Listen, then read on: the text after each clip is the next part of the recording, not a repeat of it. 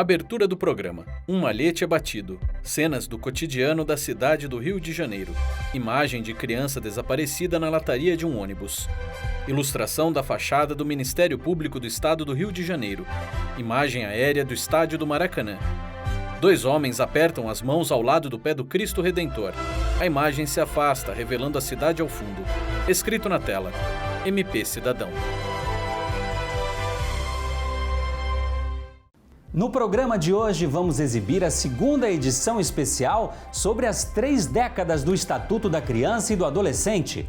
Confira uma entrevista exclusiva por videoconferência com o titular da Promotoria de Justiça da Infância e da Juventude de Resende, promotor de Justiça Afonso Henrique, e com a titular da Promotoria de Justiça da Infância e da Juventude de Itaguaí, promotora de Justiça Fernanda Ottoni. Entenda como o MPRJ atua para garantir a proteção integral dos direitos de crianças e adolescentes em todo o estado do Rio de Janeiro. Está no ar para todo o Brasil MP Cidadão, o Ministério Público mais perto de você. Escrito na tela: MP Cidadão. Está no ar mais um MP Cidadão. Durante a pandemia do novo coronavírus, o programa está passando por mudanças para continuar levando informação do Ministério Público do Rio até você.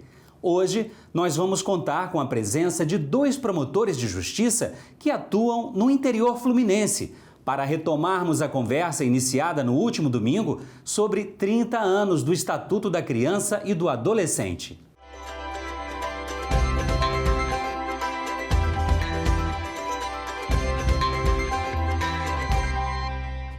Desta vez, eu agradeço as participações da titular da Promotoria de Justiça da Infância e da Juventude de Itaguaí, promotora de Justiça Fernanda Ottoni, e do titular da Promotoria de Justiça da Infância e da Juventude de Resende, promotor de Justiça Afonso Henrique. Doutora Fernanda, o principal pilar do Estatuto da Criança e do Adolescente, o ECA, é: toda criança tem direito a uma família, seguindo a garantia constitucional de que toda criança tem direito à convivência familiar. Como é que isso se replica, tanto no âmbito infracional quanto no âmbito não infracional? É um prazer estar aqui, agradeço o convite. E essa é uma pergunta assim, bastante ampla. O Estatuto preconiza o direito à convivência familiar de crianças e adolescentes. E quando nós pensamos no direito à convivência familiar, nós temos que fortalecer a rede protetiva, né? Os integrantes do sistema de garantias, Conselho Tutelar, Conselho Municipal de Direitos da Criança, CREA e serviços de acolhimento. E aí o direito à convivência familiar ele está intrinsecamente correlacionado com a questão de evitar o acolhimento institucional. O acolhimento é uma medida protetiva, sim, quando os direitos das crianças e dos adolescentes estão violados, mas a rede como um todo precisa se articular para promover a convivência dessa criança, se não for possível com os pais ou responsáveis legais, com uma família extensa, um avô, um tio, ou em casos excepcionais, em uma família substituta. Então, acho que o sucesso do direito de garantir o direito à convivência é fortalecer a rede, os integrantes do sistema de garantias, para que eles possam atuar em consonância para assegurar esse importante direito previsto no Estatuto e na Constituição Federal também. A atuação da Promotoria de Justiça da Infância e da Juventude, ela se diferencia na capital e no interior do estado? O que os promotores pensam disso? A grande diferença, que é o diferencial, inclusive, no trabalho de rede, né, como a doutora Fernanda começou salientando, né, é que o trabalho na capital e no interior ele se difere pela facilidade de articulação e integração entre os órgãos que o promotor tem. Então, no interior, você tem um contato mais próximo, estreito, com o Conselho Tutelar, com o CRES, com o CRAS. Muitas vezes as questões são solucionadas por uma ligação, através de um grupo de WhatsApp. Quando na capital, as relações são muito mais informais e são muito mais impessoais. É difícil você conhecer pessoalmente todos os profissionais, é impossível, na verdade, né? São vários órgãos da mesma área que atendem diversas famílias. Então, as próprias reuniões, o acompanhamento contínuo, o histórico dos casos, que é super importante também conhecer todo o histórico daquela família para conseguir solucionar melhor o problema, encontrar a melhor solução. Na capital é muito impessoal e as coisas acabam acontecendo mais por intermédio de expedição de ofício, mais no papel mesmo, né? Mais na formalidade. E no interior tem essa grande facilidade de, através de reuniões rápidas, ligações, contatos próximos, você conseguir resolver o problema de forma muito mais rápida e eficiente, exatamente em razão dessa aproximação entre todos os atores da rede de atendimento. Os promotores agem, como nós já mencionamos, nas áreas infracional e não infracional. Como é que atuar em ambas essas áreas amplia o leque de vocês no que se refere aos direitos das crianças e adolescentes? Quando nós temos ambas as atribuições, é possível ter uma visão mais ampla do sistema de garantias.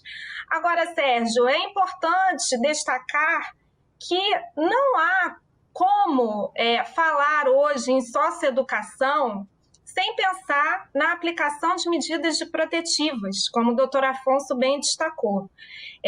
Hoje em dia, na minha comarca, a realidade são adolescentes que muitas vezes acabam enveredando para o crime de tráfico, para o ato infracional análogo ao crime de tráfico.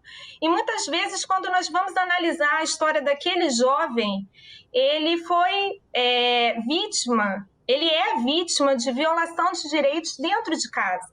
E é claro que aquele adolescente ele vai responder à representação socioeducativa, mas esse jovem, em algum momento, ele vai também receber medidas protetivas do Estado, quer seja um encaminhamento, né, para uma vaga escolar, o encaminhamento para tratamento médico e até mesmo acolhimento institucional, caso a família não reúna condições de assegurar os seus direitos. Então, ambas as áreas, elas se correlacionam, infracional e não infracional. Agora, doutora Fernanda, a gente sabe que a atuação da senhora se destaca pela fiscalização do orçamento de verbas destinada a políticas públicas voltadas para crianças e adolescentes. É um trabalho extenuante, doutora. Como é que tem sido a atuação do MPRJ em relação a essa fiscalização e quais são os obstáculos enfrentados nessa fiscalização? Realmente, esse tema tem sido há um ano objeto de muito estudo, né, por minha parte. É o ponto nevrálgico hoje da minha atuação funcional na promotoria de Itaguaí. E da minha experiência, o que eu posso destacar? Quais são os grandes entraves? Primeiro, as dificuldades da matéria. Direito financeiro é uma ciência muito difícil. Fazer uma leitura sistemática das leis orçamentárias, essa é uma dificuldade muito grande.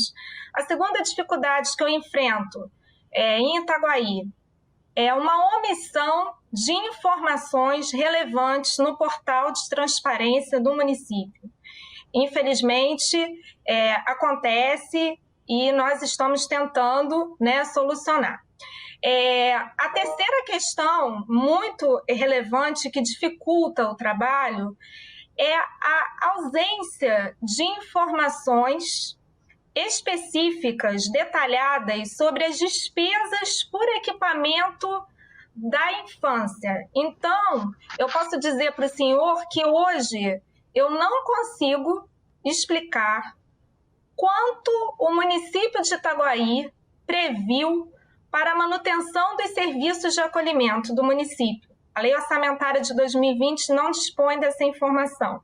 Como também eu não consigo esclarecer pelo portal de transparência e pelos dados que estão disponíveis para consulta, quanto o município gastou com os serviços de acolhimento. Então, é necessário que nós, promotores de justiça, possamos mudar a nossa estratégia, né, de trabalho. Primeiro, fazer o acompanhamento das leis orçamentárias, do ciclo orçamentário, participar das públicas, realizar reuniões com as comissões de orçamento e com as comissões de infância e juventude da Câmara Municipal. E nós precisamos também mudar o nosso discurso, ser um discurso mais qualificado. Não temos mais que nos conformar com aquela alegação, né, tão utilizada pelo administrador público, que não há recursos, né, para a área da infância, não há recursos. Nós precisamos mudar e começar a questionar o gestor de uma forma mais qualificada.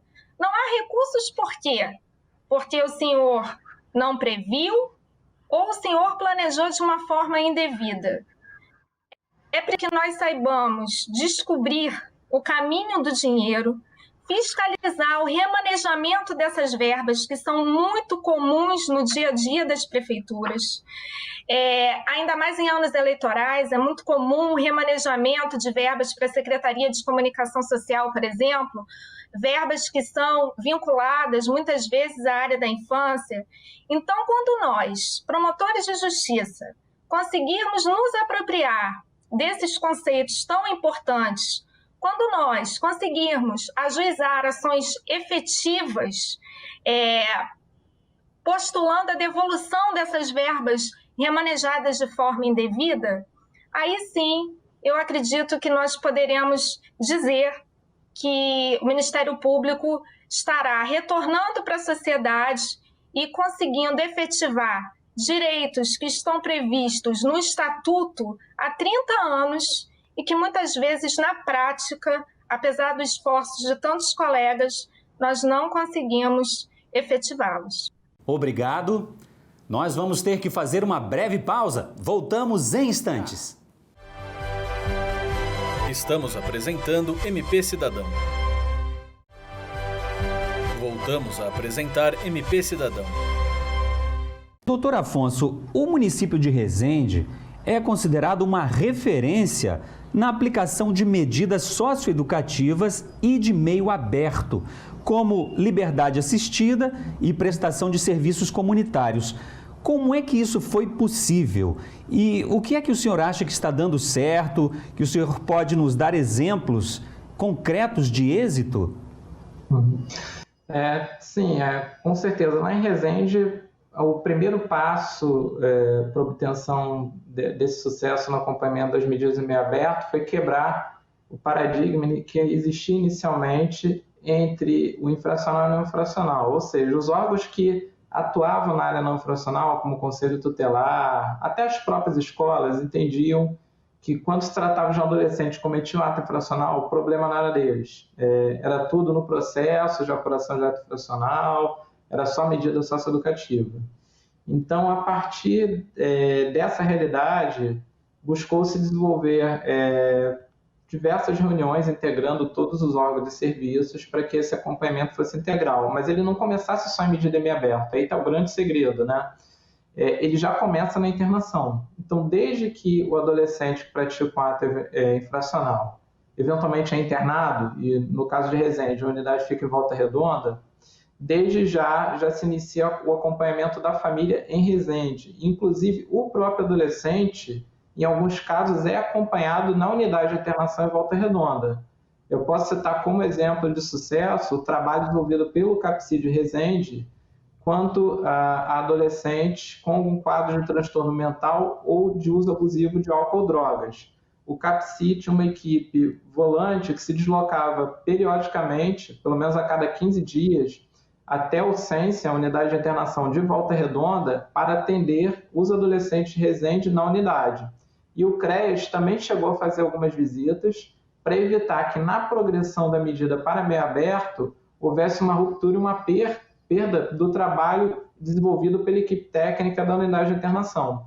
Então, em Resende, embora com todas as dificuldades, na medida do possível, já se busca iniciar o acompanhamento desde o início da medida socioeducativa, ainda que ela não seja meio aberto. E a partir daí é feito o acompanhamento da família até o momento em que esse adolescente é progredido para prestação de serviço ou liberdade assistida. Nesse momento, todos os órgãos ali integrantes da rede, do Sistema de Garantia de Direitos já conhecem o adolescente, já conhecem a família, e o trabalho fica muito mais fácil, a chance de sucesso muito maior, e a integração já está feita. É muito melhor do que cair o adolescente de paraquedas no município depois de ter ficado 6 meses, 1 ano, em internação em semi-liberdade. Então, 1 ano quase que se perde de trabalho, e é 1 ano de tempo que se ganha para reestruturar a vida desse adolescente.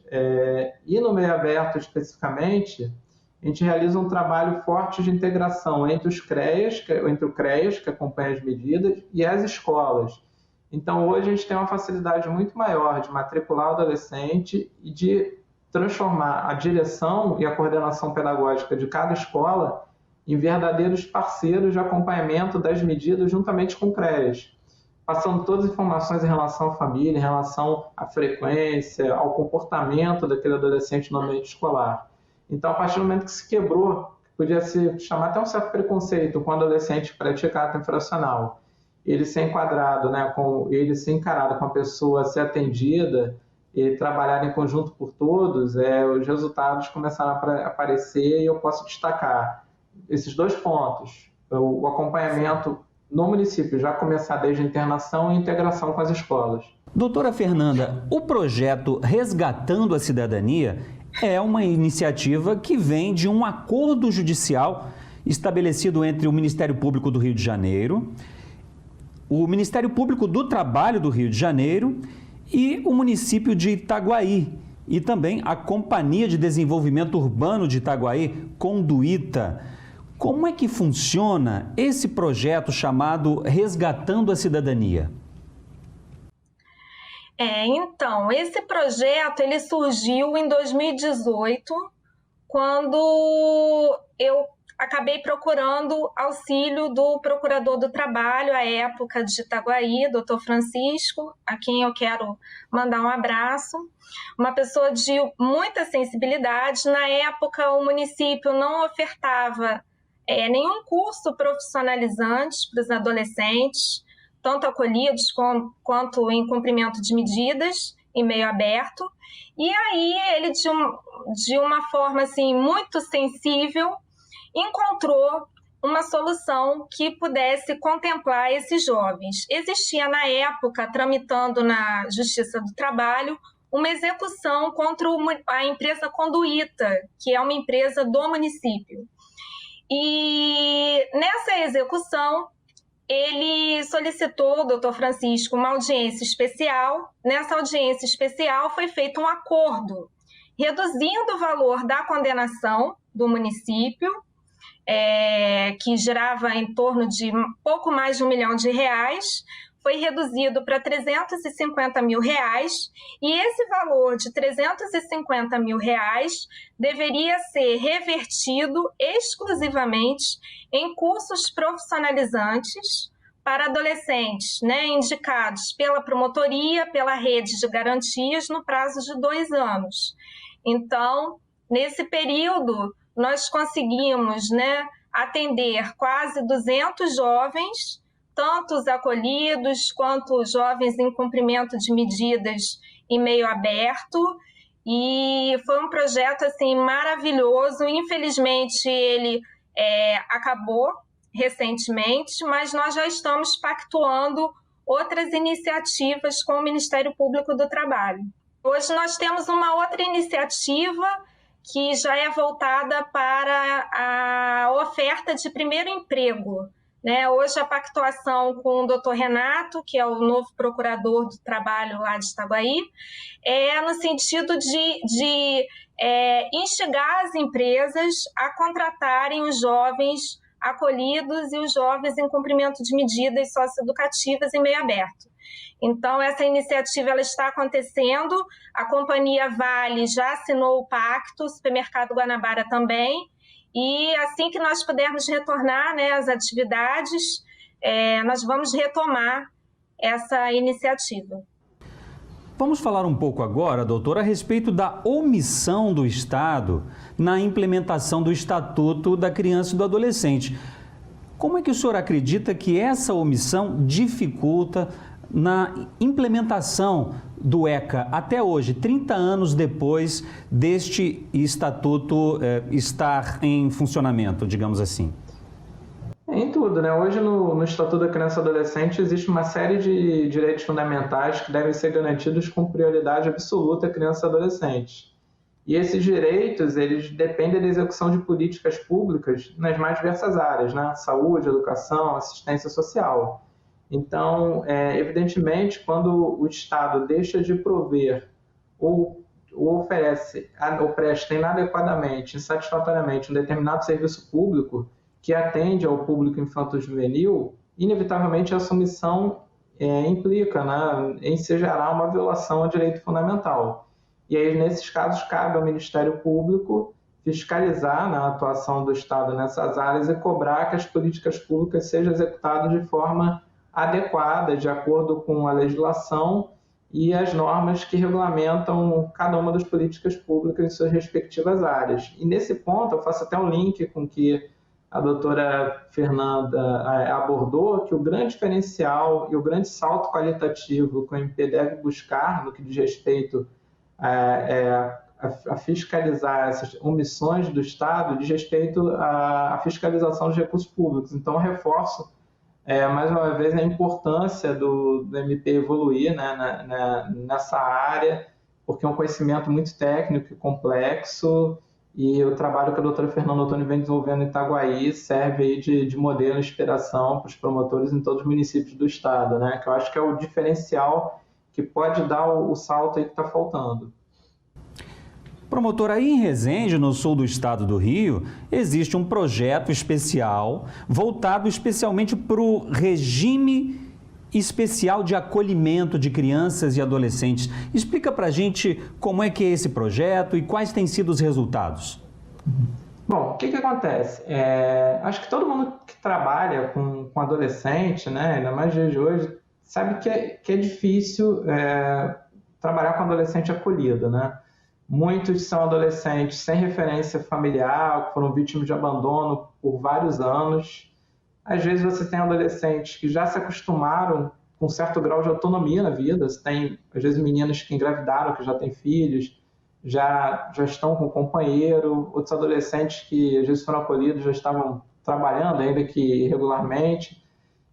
Ou então adolescentes já estão há anos acolhidos. Então a gente se deparava com esse problema grave que qualquer promotor enfrenta. Adolescentes que evadem, fogem da entidade de acolhimento frequentemente, que não aguentam mais ficar institucionalizados, sujeito àquele regime, aquele controle todo dentro de uma entidade, e fica aquele ciclo interminável de o conselho tutelar vai atrás, encontra, acolhe, o adolescente fica uns dias, foge de novo, e nessas fugas acaba se colocando em risco, usando droga, fica em situação de rua. O coordenador da entidade de acolhimento continua como responsável legal, continua administrando eventuais recursos, cuidando de tudo do adolescente.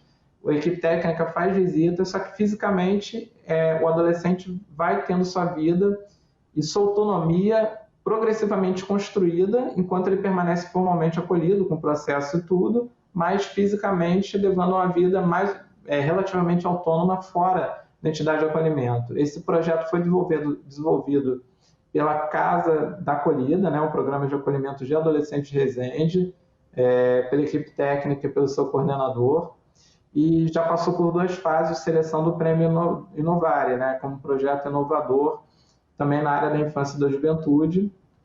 Está em processo de seleção. O tamanho foi um sucesso prático. De todos os casos de acolhimento em regime especial que foram estabelecidos, envolvendo adolescentes, nós tivemos êxito em todos eles. A gente não teve um adolescente que foi perdido, que trilhou um caminho errado, que de repente se envolveu em atividades ilícitas ou que destruiu a vida.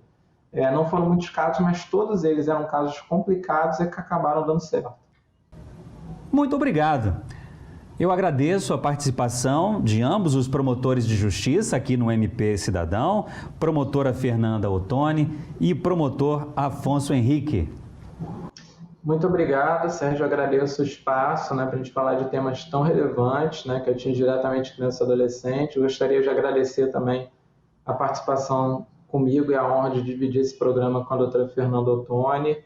E um agradecimento especial para todo mundo, toda a rede lá de Resende, que vem fazendo um trabalho realmente diferenciado e de abnegação em prol da causa da infância e da juventude. Muito obrigado aí pelo espaço. Doutora? Obrigada, o prazer foi meu, doutor Afonso, estar com o senhor aqui nesse programa. Obrigada, Sérgio. Muito obrigado, doutores. E mais uma edição do MP Cidadão chega ao fim. Para rever este programa, fique ligado nas reprises exibidas na TV Justiça. Acompanhe também o canal do MPRJ no YouTube e nos siga nas redes sociais. Interaja com a gente. O MP Cidadão está disponível em podcast, nas plataformas Deezer, Spotify e no iTunes. Nos vemos na semana que vem. Um forte abraço, se cuide e até mais.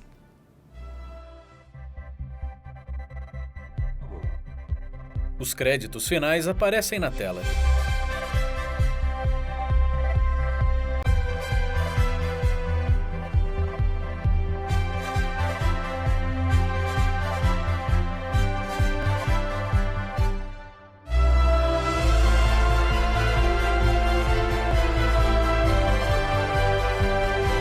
Escrito na tela, MP Cidadão.